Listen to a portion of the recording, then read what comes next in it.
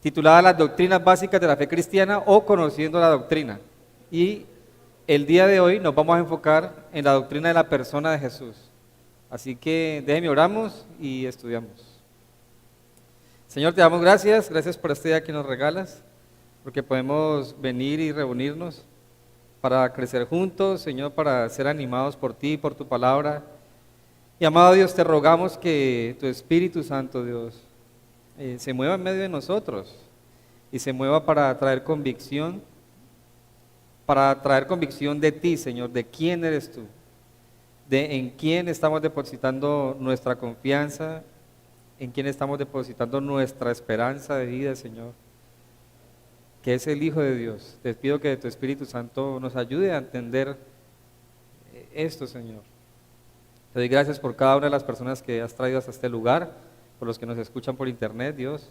Te pido que los guardes, los bendigas, que sea tu palabra refrigerio para nosotros.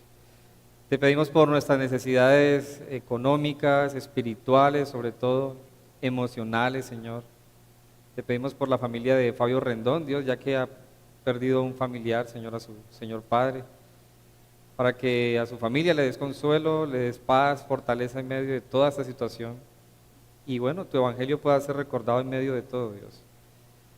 Y tantas situaciones que podemos tener, Dios, cada uno de nosotros tiene sus aflicciones, sus debilidades, sus quejas, sus luchas.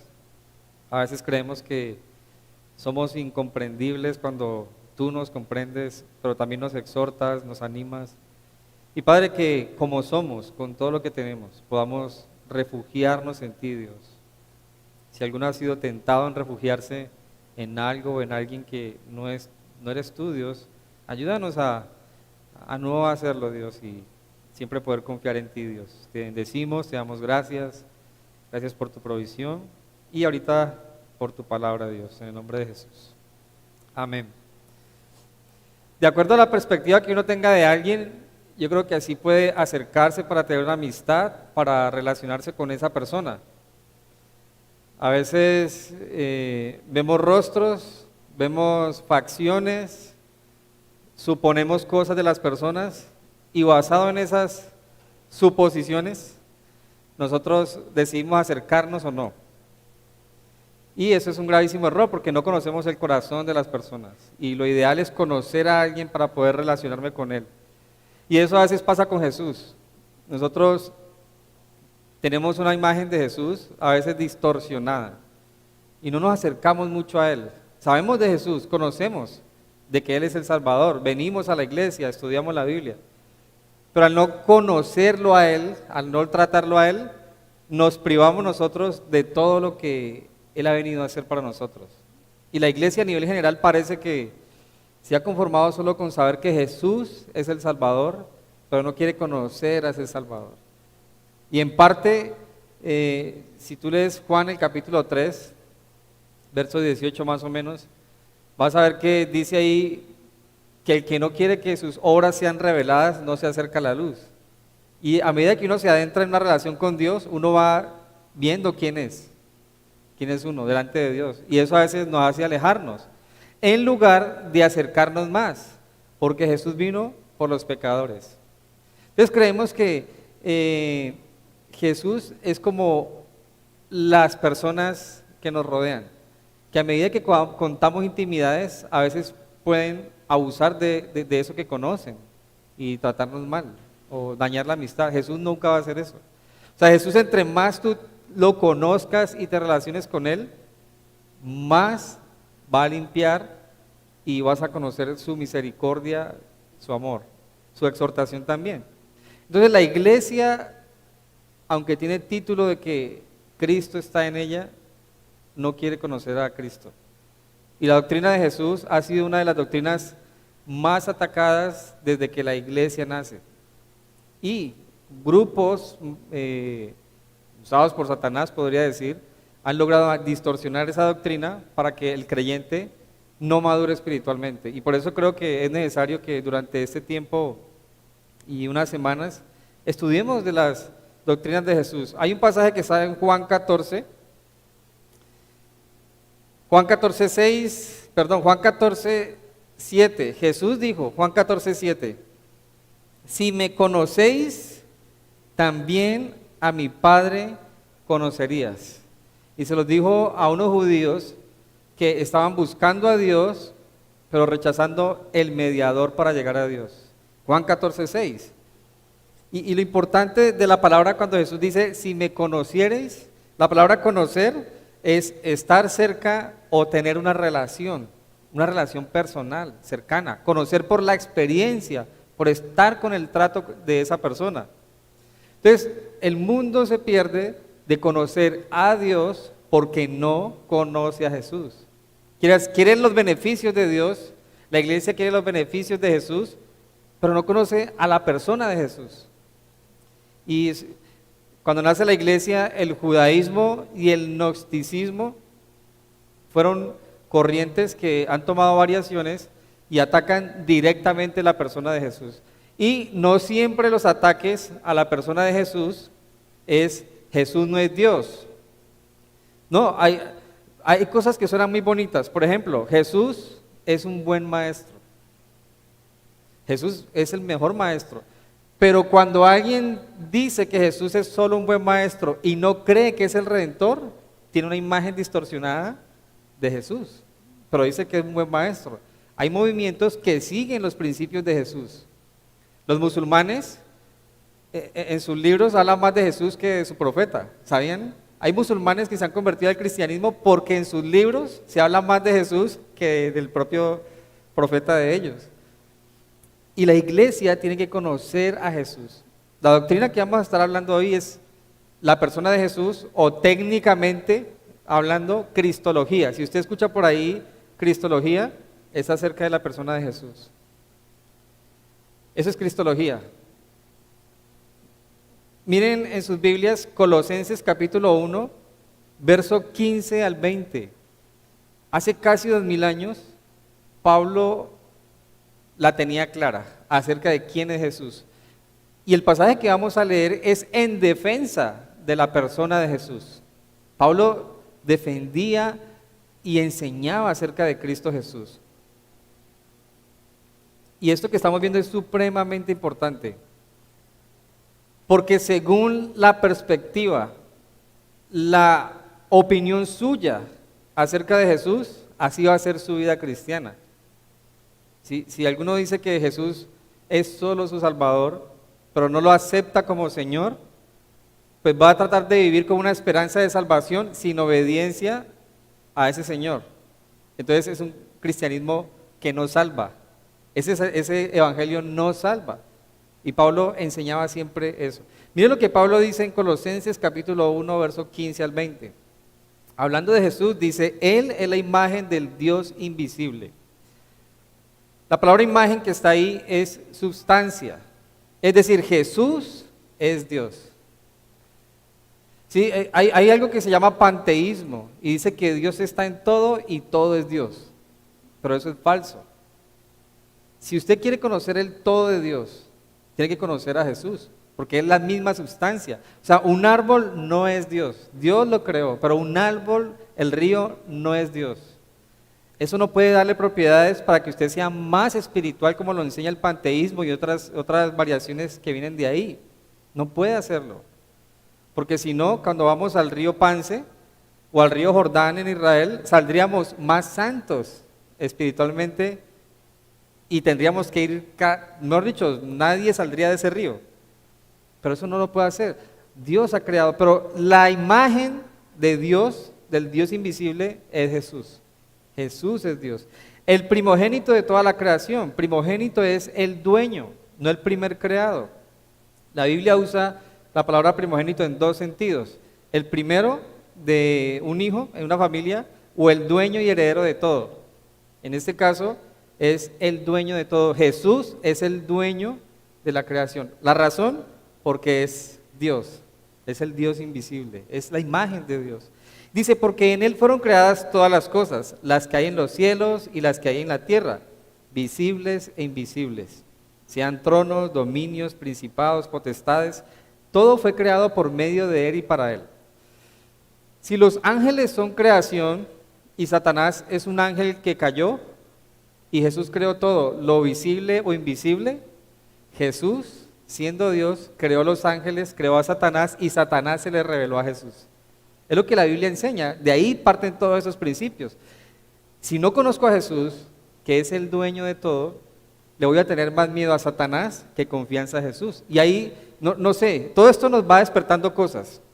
Si usted nota, hay movimientos, sectas o denominaciones, como lo quiera llamar, que pelean más con el diablo que enfocarse en Jesús. ¿Por qué? Porque no conocen a Jesús. O sea, yo no tengo que hacer guerras extrañas para liberarme de Satanás. Yo tengo que estar cerca de Jesús porque Él es Dios. Él creó a los demonios. Bueno, no los creó demonios, crea a los ángeles y ellos se rebelan. Entonces yo tengo que estar con Cristo y Él me cuida porque a Él se sujetan todas las cosas. Y note esto que dice, ahí dice, y Él es antes de todas las cosas. O sea, Jesús es eterno, no tiene principio, no tiene fin. Y todas las cosas en Él subsisten. Él es la cabeza de la iglesia. Él es el principio, el primogénito de entre los muertos, para que en todo tenga el primer lugar o el lugar de importancia, por cuanto agradó al Padre que en Él habitase toda plenitud, y por medio de Él reconciliar consigo todas las cosas. Jesús es Dios, pero es el Salvador. La única manera de que el hombre sea reconciliado con Dios y la creación sea redimida de la corrupción del pecado es por medio de Jesús, no hay otro medio, pero es Dios también. Hollywood nos ha enseñado que los salvadores o redentores, por lo general, al final de la película, mueren, pero no vuelven a vivir. Pero Jesús murió, pero volvió a vivir, resucitó. Entonces es diferente. Nuestro Salvador y nuestro Redentor es diferente de todo lo que el mundo promueve de una redención. Dice, así las que están en la tierra como las que están en los cielos, haciendo la paz mediante la sangre de su cruz. Esto lo escribió Pablo hace casi 2000 años.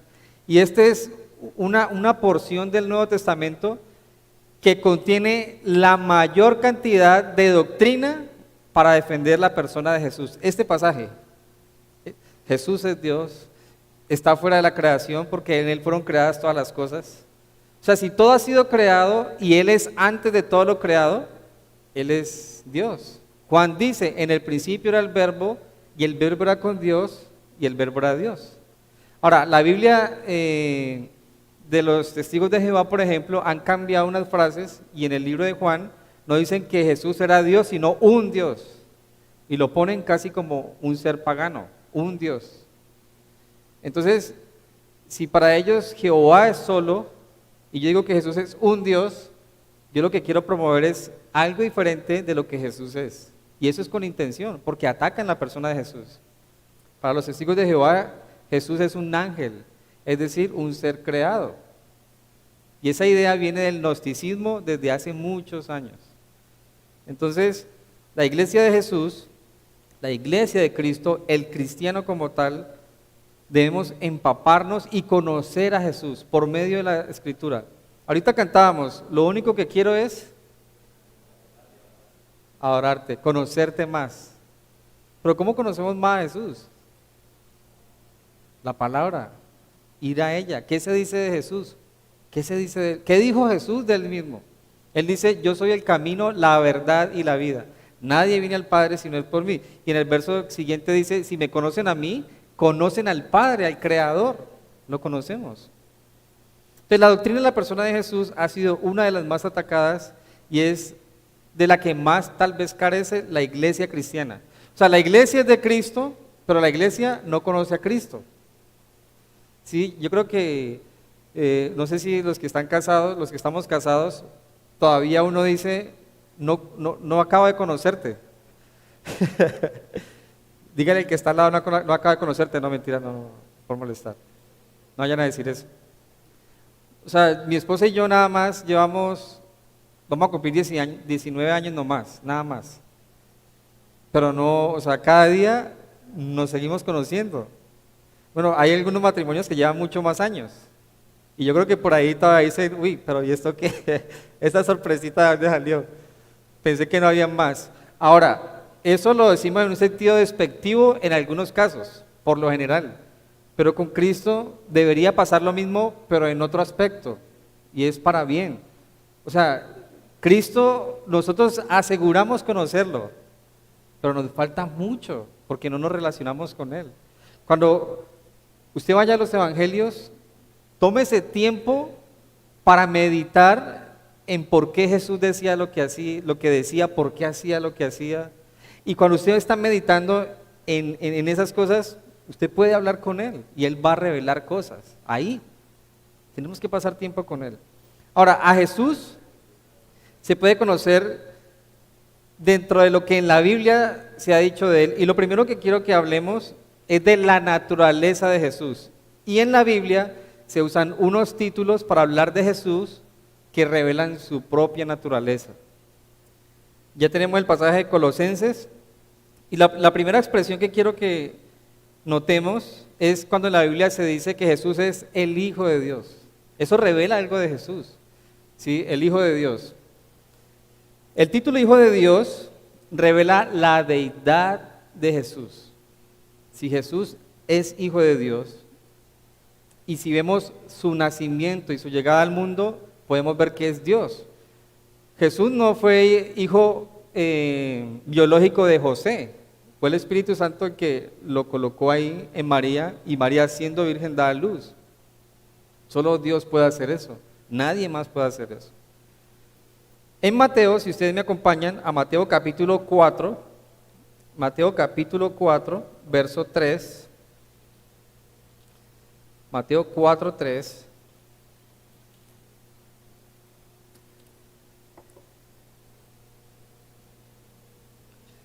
Note lo que Satanás dice de Jesús. ¿Sí? No hay nada, en este caso, mejor que ver qué es lo que dice el enemigo de Jesús acerca de Jesús. Dice en Mateo 4:3, y vino a él el tentador y le dijo, si eres hijo de Dios, di que estas piedras se conviertan en pan. Ahora, cuando uno lee si eres hijo de Dios, uno a veces lo hace como si fuera una pregunta. Si eres el Hijo de Dios, no, pero si ustedes notan, no tienen signos de interrogación. Y la expresión que está usando Satanás es, como eres el Hijo de Dios, convierte esto en pan porque tienes mucha hambre. Eres Dios y hombre, entonces no aguantes hambre, porque estando en un cuerpo de hombre, pues, tienes todo el poder de la deidad. Eso lo está reconociendo Satanás ahí. Eso lo está reconociendo Satanás. Eres el Hijo de Dios. Está reconociendo su deidad. Dice el verso 4.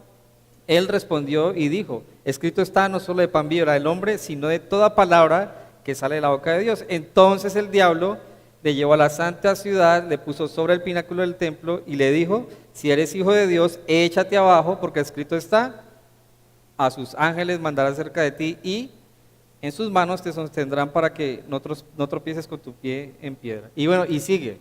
Pero en varias oportunidades Satanás reconoce que él es el Hijo de Dios. Y esa expresión es similar a cuando Pablo dice, Él es la imagen de Dios. O sea, tú eres Dios, la sustancia de Dios. Eres la persona de Dios aquí, encarnado. Entonces, usa tu poder, convierte esto, haz esto.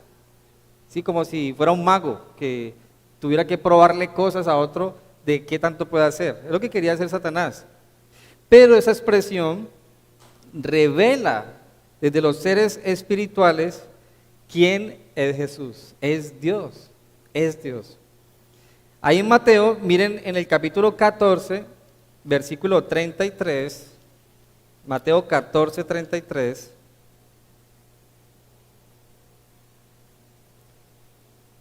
lo que dicen los hombres, ya vimos que Satanás reconoce que Jesús es Dios.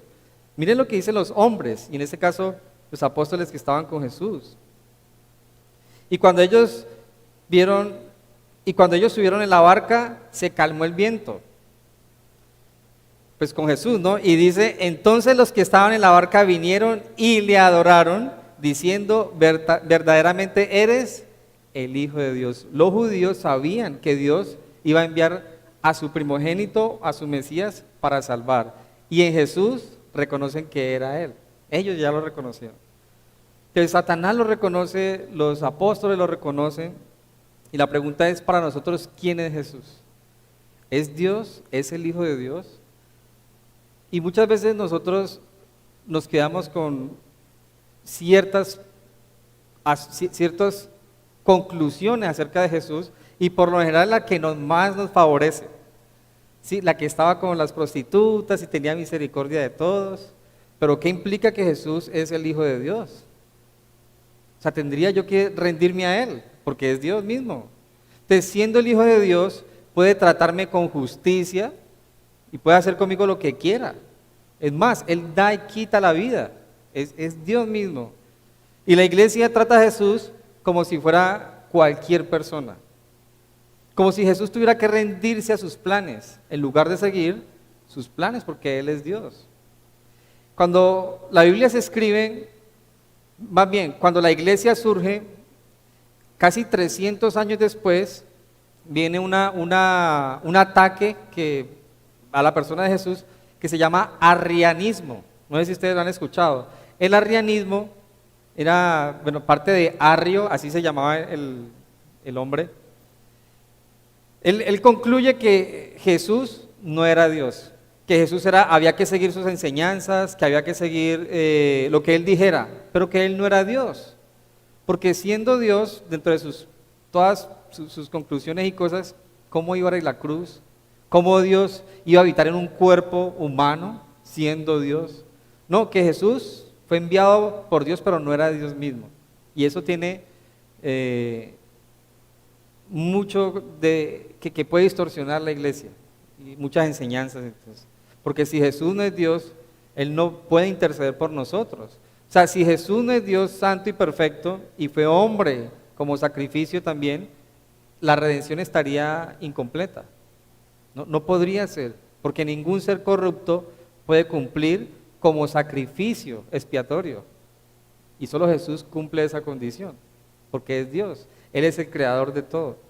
Y también, si Jesús no es Dios, todo lo que Él dijo de sí mismo es mentira. O sea que es un impostor. Porque Él dijo, si ven a mi Padre, me han visto a mí. Y cuando Jesús dice, no está diciendo, no, es que como nosotros, no, este niño tiene unas pinticas de su papá. No, Jesús revela al Padre. La sustancia era la misma de Dios. Eso es interesante. Ahora, hay otro título para hablar de Jesús, y es la palabra. En algunos textos se usa la palabra o el verbo. En Juan, en el libro de Juan, capítulo 1, verso 1 y 2 dice, en el principio era el verbo, y el verbo era con Dios, y el verbo era Dios. Juan 1, 1 y el versículo 2, si usted lo quiere buscar en su Biblia. La expresión verbo es palabra, y esta expresión revela que Jesús es eterno y preexistente. ¿Sí? El título, la palabra o el verbo, cuando se usa para Jesús, indica que Él es eterno y preexistente. ¿Por qué es eterno y preexistente? Digamos que aquí en esta hoja está toda la creación. Si toda la creación encierra este papelito. Y si Él es antes de todo lo que vino a existencia, y solo cuando viene toda existencia nace el tiempo, las horas, los segundos, todo eso viene ahí. Dios está fuera de la temporalidad y Jesús es antes de todas las cosas. Entonces, la expresión Jesús es el verbo indica que Jesús es eterno y preexistente. Y lo otro es que si alguien quisiera conocer a Dios, el eterno, tiene que conocer a Jesús, porque Él es el verbo, la expresión de Dios. Entonces Dios ha enviado a su Hijo, que es Dios mismo, tiene el mismo poder, para que le conozcamos. Dios Padre quiere que lo conozcamos por medio de Jesús. Entonces la iglesia, cuando empieza a dejar a Cristo a un lado, empieza a alejarse de Dios en realidad, aunque tenga planes, proyectos, obra social. Si la iglesia no se enfoca en conocer a Jesús, seguir sus enseñanzas y la doctrina, se está alejando de Dios, aunque siga haciendo actividad. Y el creyente debe conocer a Dios. Ahora, ¿Qué hay de bueno en conocer o qué es de importante en conocer a Jesús, que es eterno y que es Dios? O sea, ¿de qué me sirve a mí como cristiano conocer eso? Pues mi fe va a estar afirmada y en el lugar correcto, porque Jesús dijo, yo soy el camino y la verdad y la vida. Y muchas personas preguntan, bueno, ¿y la verdad cuál es? ¿Cuál es el camino a la trascendencia? ¿Sí? Unos buscan al gran arquitecto, ¿sí? Los masones buscan al gran arquitecto, otros buscan a la gran luz, al más iluminado. Hay tantos nombres, a la deidad. Hay algunos que dicen, no, el creador debe estar por ahí. Claro, él está por ahí y está en todo lugar porque es Dios, omnipresente, omnisciente, está en todo lugar. No está por ahí, está en todo lugar. ¿Y cómo lo conozco? Pues por medio de Jesús. Por medio de Jesús puedo conocer yo al que creó todas las cosas. Jesús es más que un buen maestro y bonachón. Jesús es Dios ya que es eterno.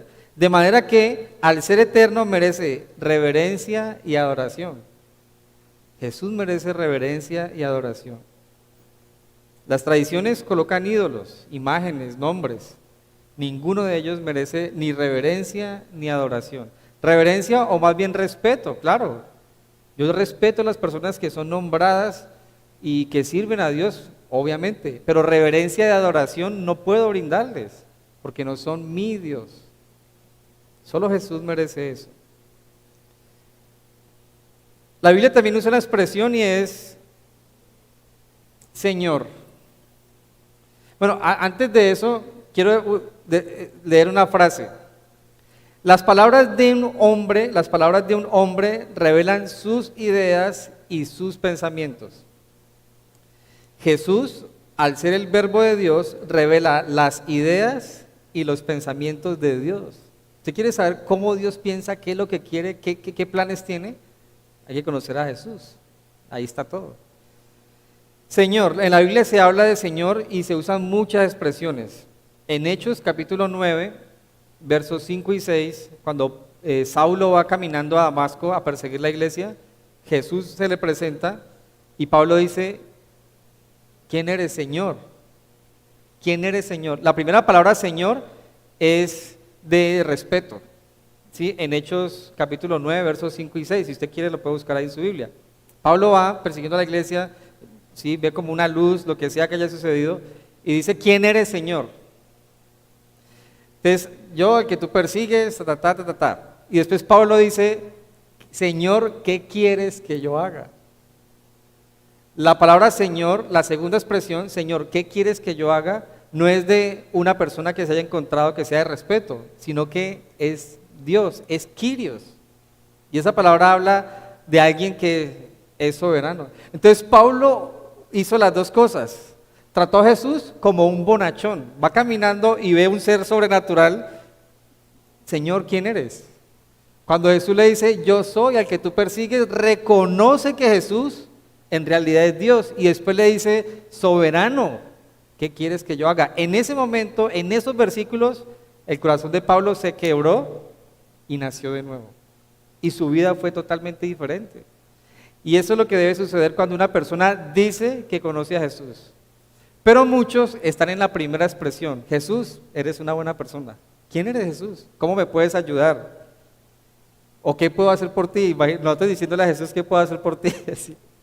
Pero a veces lo hacemos. Pero si no pasa que en mi corazón tengo revelación, convicción de quién es Jesús, no puedo llegar a la segunda expresión que usa Pablo. Señor, eres soberano, ¿qué quieres que yo haga? Entonces muchas personas no se rinden al Señor y no viven para Él porque no reconocen la segunda expresión y es que es el soberano. Entonces miren la importancia de saber quién es Jesús. Jesús no solo vino a hacer milagros, no vino solo a mostrar que fue un buen maestro. Jesús es Dios y vino siendo Dios a redimirnos de nuestros pecados. O sea, Jesús en la cruz podía acabar con todo el mundo y haber exterminado a todos, porque tenía el poder, es Dios, pero su obra redentora tenía que llevarse a cabo, porque es Dios y el Redentor.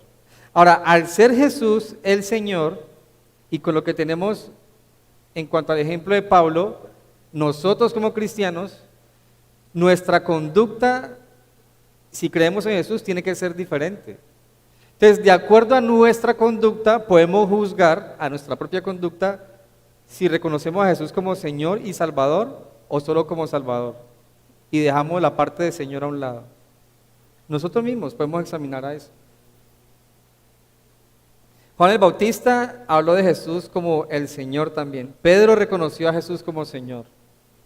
En Hechos 2:36, Pedro dice, lo puede buscar, Pedro delante de toda la multitud ahí lo estaban casi que cuestionando, y Pedro dice en Hechos 2:36, sepa pues ciertísimamente toda la casa de Israel.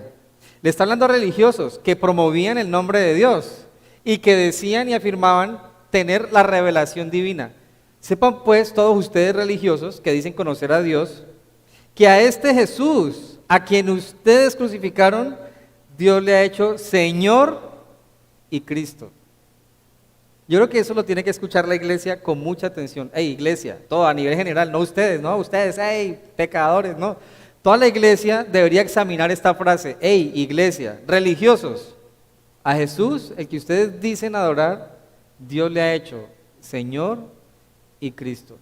La palabra Cristo, la vamos a ver ahorita, Jesús es el ungido, el Mesías, pero Él es el Señor. Entonces, la frase tiene una intención cuando Pedro la dice, y es, ustedes reconocen a Jesús o quieren a Dios como Salvador, pero no reconocen a su Señor. Y si yo reconozco que Jesús es el Señor, pues tengo que darle el señorío de mi vida. Pero si Jesús para mí no es Dios, no es la expresión divina, no es eterno, pues ¿para qué cómo le voy a dar el señorío? Porque yo el señorío se lo doy a alguien supremo.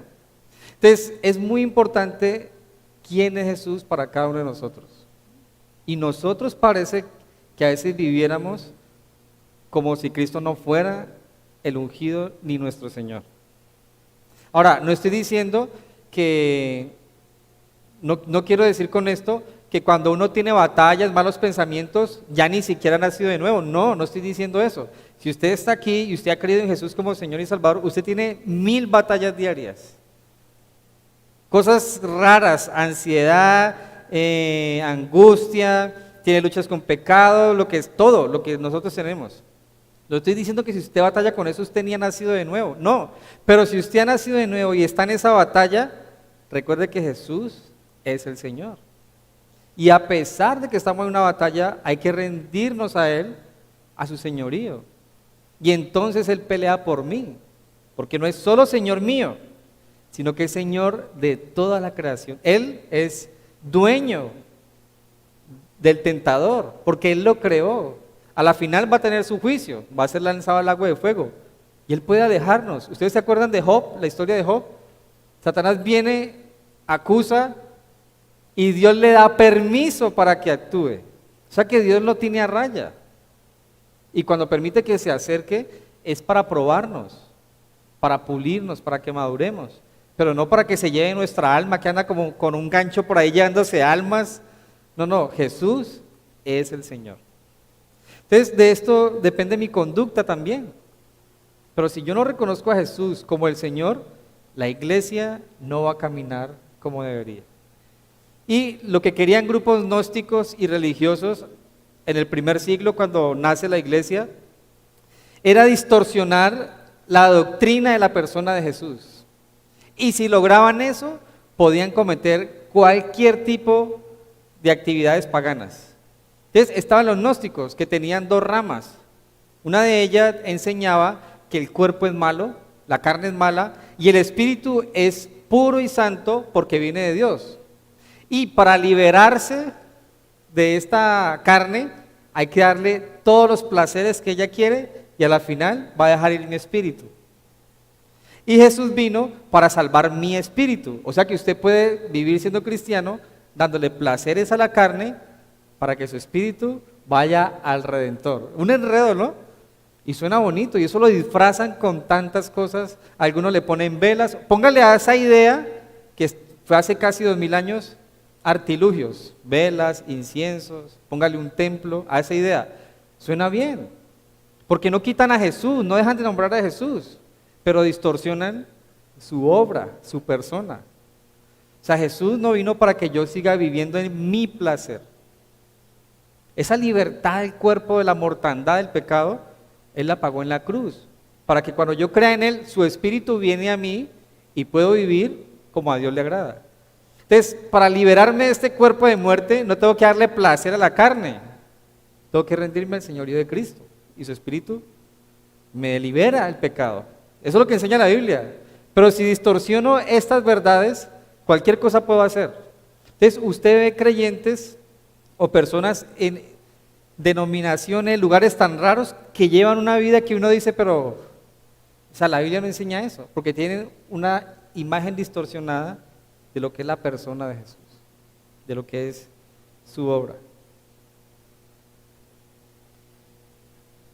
Hay otra expresión que está en la Biblia y habla de hijo de hombre. ¿Ha leído usted eso? El hijo del hombre. Bueno, hay varios pasajes. Hay uno que está en Hebreos. Dice, por tanto, teniendo un gran sumo sacerdote que traspasó los cielos, Jesús, el Hijo de Dios, retengamos nuestra profesión. En la Biblia, cuando se habla de Jesús como el Hijo del Hombre, revela no solo la deidad de Jesús, sino que Dios se acercó a nosotros, al ser humano pecador y caído. Después de Génesis 3, el hombre sale de la presencia de Dios, y hay una batalla entre Dios y el hombre para que su relación se restaure. Satanás está en intermedio, pero solo alguien puede suplir esa cercanía. Y Jesús, entonces, al venir venir como hombre, acerca el conocimiento de Dios al hombre. Y en Filipenses, quiero que lo lea, Filipenses capítulo 2, me gustaría que lo leyéramos, revela plenamente a Dios, a Jesús, como Dios, pero como hombre. Filipenses 2:5. Jesús nació de una mujer virgen, Jesús tuvo hambre, Jesús lloró, Jesús estuvo con personas pecadoras, estuvo en el desierto, tuvo sed, fue tentado. Entonces, cuando usted escuche o lea en la Biblia que dice el Hijo del Hombre vino para recuperar lo que se había perdido, es que Dios encarnó y que al estar en esta condición lo entiende usted plenamente. O sea, Jesús estuvo en un cuerpo como el nuestro, rodeado de la tentación que todos tenemos y nunca cometió pecado. Jesús tuvo hambre, lloró, su amigo Lázaro era cercano y le dolió eso. O sea que si usted ha pasado un dolor, una aflicción, Jesús sabe. ¿Usted ha sido tentado terriblemente? Jesús también. Satanás mismo fue y lo tentó 40 días después de ayunar. Imagínese usted 40 días de ayuno y que venga el tentador. Jesús sabe eso. En Filipenses 2:5 Pablo dice, haya pues en vosotros este sentir que hubo también en Cristo, el cual siendo en forma de Dios, no estimó el ser igual a Dios como cosa a que aferrarse, sino que se despojó a sí mismo, tomando forma de siervo, hecho semejante a los hombres. Jesús nunca dejó de ser Dios, pero sí hizo algo. Vino en un cuerpo como el nuestro y no usó su poder de Dios, de deidad, para hacer cuanto se le antojara. Un enemigo vino por aquí, por un rayo. Acabemos con este. No, los discípulos sí querían que hicieran eso. Van predicando, no lo reciben Juan y Jacobo. Señor, mandamos rayos y centellas y acabamos con esta gente. Y Jesús le dice, ustedes no saben lo que dice. Querían que usara el poder a su antojo. ¿Usted ha querido que Dios use el poder a su antojo o solo fue Juan y Jacobo? Yo he querido que Jesús use su poder a mi antojo y lo que recibo es una bofetada. Eso no se dice. Siempre pasa. Nosotros nos pasa. Pero Jesús vino en forma de hombre. Miren, se despojó a sí mismo. O sea, ¿a usted le parece este mundo aterrador? ¿Usted qué dice de este mundo? ¿Aterrador o cómodo? ¿Usted qué opina del mundo como está? ¿Agradable? ¿Vale la pena vivir 1000 años más? ¿Ustedes qué dicen? Así como está todo. Y Jesús, siendo Dios, que puede juzgar todo, lo que hizo fue venir para redimirnos como un hombre, en un cuerpo. Por eso se dice que Él es el Hijo del Hombre y Dios. Es increíble. Ahora, hay una razón por la que Jesús hizo y es para redimirnos. Ahí dice más adelante que para que todos se humillen al final delante de Él y toda rodilla confiese que Jesús es el Señor. Cuando una persona muere y no conoce a Jesús, no cree en Él, no va a dudar nunca de que Él es el Salvador. Ahorita, como un amigo decía, todos los que están en el infierno ahora están muy convencidos de que Jesús es el Salvador, pero ya no hay nada que hacer. No hay nada, ya no hay vuelta atrás. Aquí es el momento. Ahora, qué pena que los haga devolver a Hebreos 4. Vuelvan a Hebreos 4:14. ¿De qué me sirve a mí saber que Jesús fue hombre y que fue tentado como yo, como ustedes, como yo? ¿De qué nos sirve eso? Pues es muy importante. Y miren lo que vamos a leer. El no conocer quién es Jesús, ni a qué vino, nos va a llevar a vivir una vida desesperada, solitaria. Pero dice el autor de Hebreos, por tanto, teniendo un gran sumo sacerdote que traspasó los cielos, Jesús, el Hijo de Dios, retengamos nuestra profesión, es decir, nunca vaya a negar su fe, no se desvíe a otras creencias extrañas. Porque no tenemos un sumo sacerdote que no pueda compadecerse de nuestras debilidades, sino uno que fue tentado en todo según nuestra semejanza, pero, eso sí, dice ahí, sin pecado. Entonces Jesús, no solo me puedo llegar a Él como Él siendo Dios, y adorarlo, honrarlo, orar en su nombre, puedo acercarme como un hombre. Él fue tentado en todo. ¿Usted ha sido tentado en algo? Ahora, algunos dicen que el movimiento machista, que Jesús solo los entiende a ellos, porque fue hombre. ¿Entiende Jesús a las mujeres? ¿Sí o no? Por supuesto, porque la naturaleza humana, independiente del sexo, tiene la misma concupiscencia.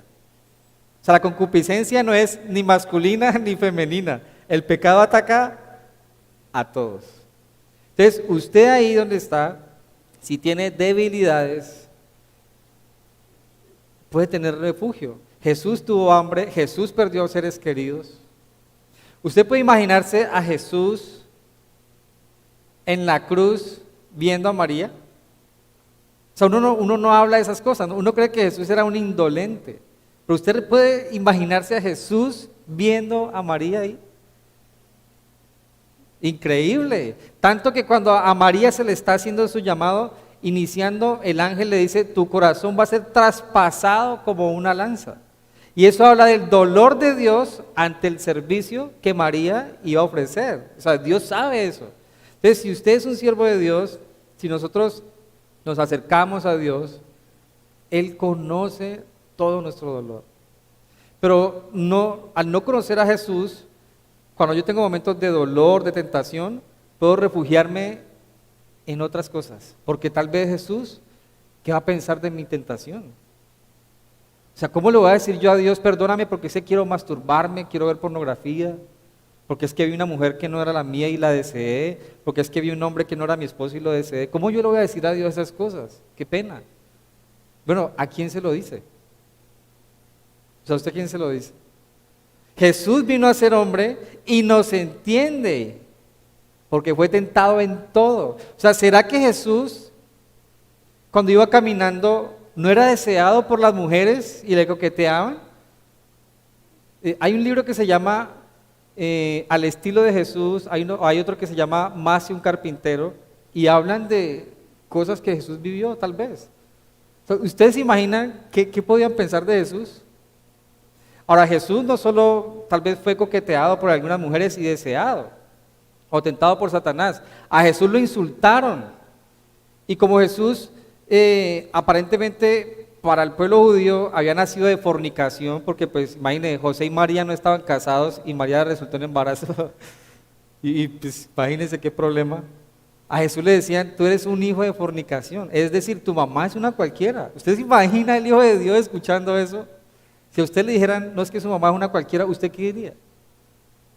Uy, increíble. Jesús entonces nos entiende porque es Dios, pero hombre. Ahora, recuérdese esto, sin pecado. O sea, Jesús nunca cometió pecado, nunca. Entonces es importante conocer no solo que Jesús es el Señor, que es el Salvador, pero que es, ¿me entiende?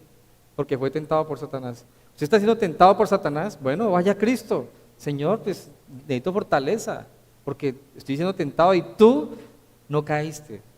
Ahora, él dice que cuando iba a ascender, él le dice a la iglesia, yo me voy, pero voy a enviar un consolador, el Espíritu, que los va a guiar a toda verdad.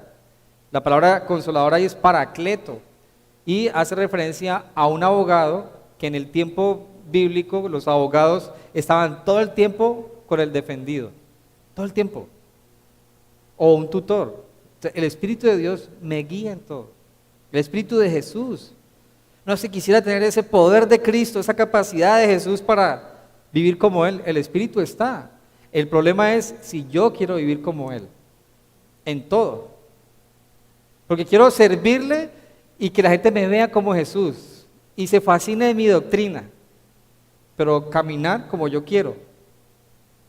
Entonces, quiero a Jesús para unas cosas, pero para otras, no es, yo soy pecador, yo soy débil, estoy en un proceso. Usted lo ha dicho, ¿cierto? Yo lo he dicho, yo no sé si usted, porque nos conviene. Pero si Jesús es Señor y Salvador, entonces nos ayuda, pero merece reverencia. Merece reverencia. Ahora, el sacrificio de Jesús, al Él venir a ser como uno de nosotros, es suficiente. Algunos dicen que Jesús no era hombre, y eso lo dice la parte gnóstica, que Jesús era como un fantasma, que caminaba por la playa y no dejaba huellas. Eso no está en la Biblia. Jesús comió con los apóstoles, ¿no? Estuvo en el mar con ellos también. Ahora, caminó por encima del agua, eso ya es otra cosa. Si eso, Pedro dio unos pasos y lo experimentó, pero después pues se hundió otra vez. Pero bueno, Jesús entonces, al ser hombre, vence la muerte, vence el pecado, pero es un sacrificio que efectivamente salva, porque Él fue puro y sin mancha. Y el sacrificio tenía que ser en carne también, pero limpia. Entonces es increíble lo que nos muestra esto de Jesús. 2 títulos más, o 3, ¿cuántos tengo? Uy, 3 más. Hoy vamos a ver los títulos, dentro de 8 días vemos su obra, sí, pero vamos a ver todo lo de la doctrina de Cristo. Otro título que en la Biblia está acerca de Jesús es el Cristo. El Cristo. La expresión Cristo en la Biblia, en el Nuevo Testamento, habla de la misión de Jesús. Esa palabra Cristo viene del hebreo y griego Mesías, que significa el ungido o el Salvador. Entonces, Jesús es el único que puede salvar a la humanidad de la condenación eterna. El único. Y para yo ser salvo por medio de Jesús, para que la función de Cristo para mi vida tenga efecto, debo creer en Él. Y esto hay que explicarlo. ¿Qué es creer en Jesús? En Juan 3:16, si ustedes lo buscan ahí, yo creo que lo saben ya de memoria, Juan 3:16. Dice, porque de tal manera amó Dios al mundo que ha dado a su Hijo unigénito, para que todo aquel que en Él cree no se pierda más, tenga vida eterna. Porque no envió Dios a su Hijo, ¿cierto? Y sigue diciendo, para condenar al mundo, sino para que el mundo sea salvo por Él. Creer en Jesús no es creer que Jesús existió, no es creer que Jesús fue un buen maestro, ni siquiera es creer que Jesús fue a la cruz. Cuando se dice que todo aquel que en él cree no se pierde, sino que tiene vida eterna, es cuando cree que el sacrificio de Jesús suple y satisface la necesidad para mi redención. O sea, muchas personas creen que Jesús fue a la cruz y existió, pero no van a ser salvas. Si usted cree que Jesús es el Hijo de Dios y que su sacrificio es suficiente para su salvación, y usted deposita su confianza en Él, en su sacrificio, reconociendo que usted es pecador, es salvo. Entonces, no es creer que Jesús vino, sino que creer que su sacrificio es suficiente. Y eso es muy importante, porque si yo creo que el sacrificio de Jesús es suficiente, yo voy a despojarme de toda mi religiosidad. O sea, si yo creo que Jesús fue a la cruz y no tengo nada más que hacer, sino creer en Él para ser salvo, para que esto, para que lo otro, para que aquello, si Él es suficiente. Ahora, como Él es el Salvador, pero el Señor, siendo salvo, me rindo a Él y mi vida ahorita es como Él quiere.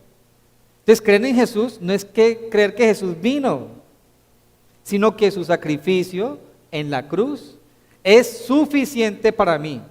Así que por más pecador que yo sea, o tal vez voy a fallar más adelante, yo no deposito mi confianza ni en mi pecado, ni me alejo, sino que creo que Él es suficiente y vivo su camino. Ahora, al estar en sujeto a debilidad, entiendo que puedo fallar, pero no quiero vivir en lo mismo. ¿Sí lo explico bien? Es sencillo. Entonces, el problema no es que seamos, el problema es que seamos pecadores. Ahora, la cuestión es que siendo pecadores no tenemos que vivir en el pecado. Entonces, si yo creo que Jesús murió por mí y que está cercano a mí, que me entiende, cuando yo sea tentado o caiga incluso, no voy a sentirme, sí me voy a sentir de muchas maneras, pero no me voy a ir atrás. No voy a perseverar tampoco en el pecado, porque yo sé que Él está conmigo y sé que vino por mí y que su sacrificio es suficiente. Entonces, el sacrificio de Jesús satisface la necesidad de Dios para salvar al hombre, el deseo de Dios y mi necesidad como pecador. Entonces, si usted se siente, uno al no conocer estas cosas, cada que falla o piensa cosas raras, uno duda hasta si ha nacido de nuevo. O sea, hay momentos que uno, pero yo ¿por qué hago esto? ¿Será que si he nacido de nuevo vale la pena?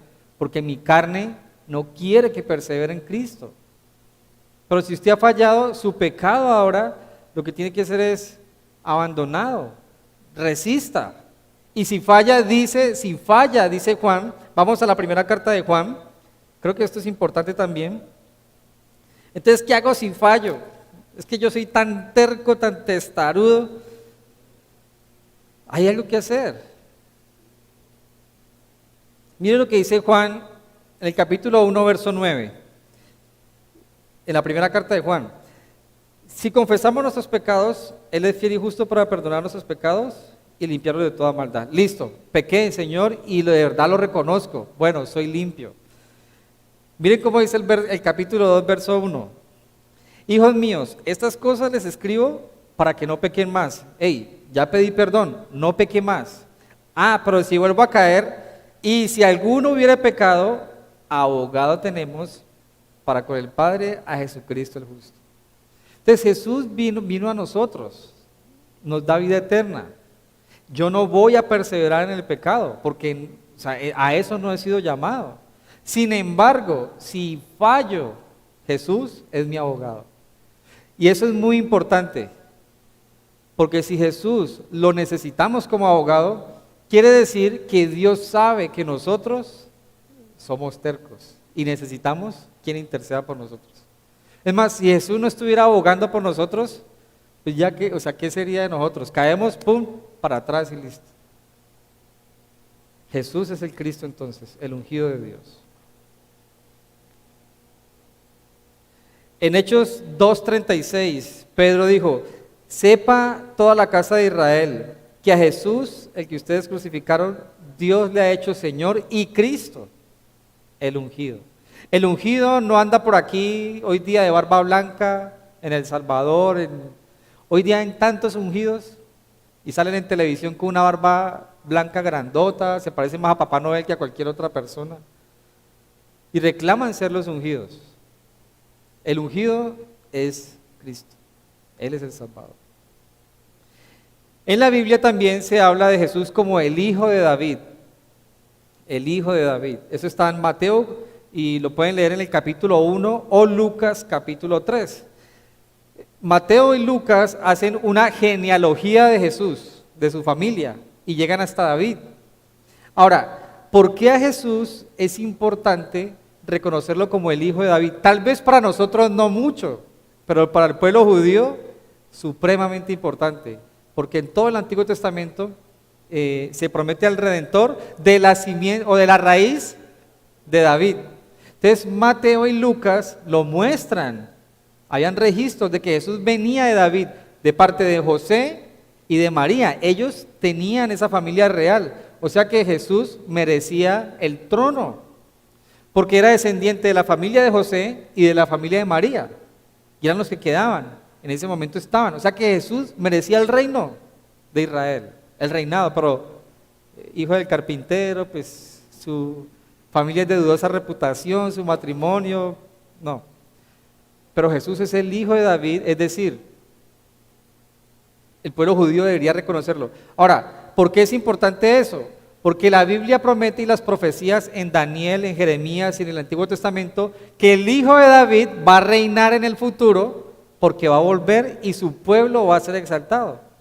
Entonces Jesús va a llegar en algún momento, va a llevar su iglesia, pasan 7 años, vuelve por segunda vez y va a reinar en el mundo por 1000 años, Apocalipsis 19 y 20. ¿Y va a reinar a dónde? En Perú. ¿A dónde va a estar el trono de Jesús? Perú, en Chile, no, en Israel. Israel va a ser la nación exaltada en ese momento. Entonces se cumplen todas esas profecías, porque Jesús es el Hijo de David, de la simiente de David. Y para terminar, el nombre Jesús. En Mateo capítulo 1, versículo 21 al 23. Mateo 1, 21 al 23.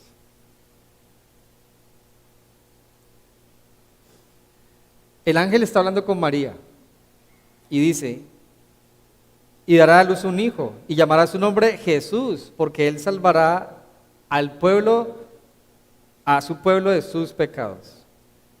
Todo esto aconteció para que se cumpliese lo dicho por el Señor por medio del profeta, cuando dijo, he aquí una virgen concebirá y dará a luz un hijo y llamará su nombre Emmanuel, que es Dios con nosotros.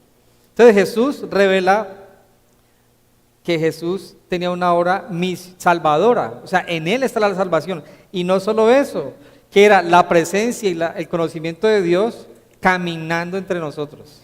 Entonces Jesús salva, pero me revela al Padre. Y Jesús lo dijo, si quieren ver al Padre, pues tienen que verme a mí. Entonces Jesús es el único y suficiente Salvador. Así que tenemos esta primera parte, por así decirlo, de lo que es la persona de Jesús. Dentro de 8 días vamos a hablar de su obra redentora y las implicaciones para nosotros. Pero es muy importante que nosotros reconozcamos que Jesús es el Hijo de Dios. O sea, Él no fue únicamente un buen maestro, un profeta, como algunos lo dicen. Él es el único Salvador. Si no reconocemos a Jesús como Señor, como Salvador, pues no tenemos nada que hacer aquí. O sea, no tendríamos razón de ser. Porque ¿en qué está nuestra confianza? ¿Quién nos va a salvar? Aparte, ¿quién nos entiende? Es que Dios, tú no me entiendes. ¿Seguro que Dios no lo entiende? Tan así que fue hombre y puede entenderlo. La cuestión es, ¿quién es Jesús para mí? ¿Conozco a Jesús realmente? Señor, te damos gracias por este día que nos regalas, por tu palabra. Y bueno, Padre, te pedimos que esto sea, no sé, un abrebocas para que podamos interesarnos más en tu palabra, en ir y buscar lo que se dice de ti, lo que tú dijiste de ti mismo, lo que las personas decían de ti, lo que tú viniste a hacer, Señor. Que podamos creer y conocerte un poquito más, Dios, mucho más. Te pedimos que nos guardes, nos guíes, Señor, y que nos ayudes a entender qué es realmente creer en ti, cómo seguirte, qué implica que tú eres Señor, que tú eres Salvador, que tú eres Dios, que tú eres nuestro abogado, nuestro sumo sacerdote, Dios. Ayúdanos a conocerte más, Padre. Guarda nuestra iglesia local y la iglesia en general de estas corrientes que distorsionan tu persona, Dios. Te damos gracias en el nombre de Jesús. Amén. Que los bendiga y dentro de 8 días, si Dios permite, seguimos con otro aspecto de la persona de Jesús. Y bueno, si han guardado sus diezmos y ofrendas, ahí están los alfolíes a la salida.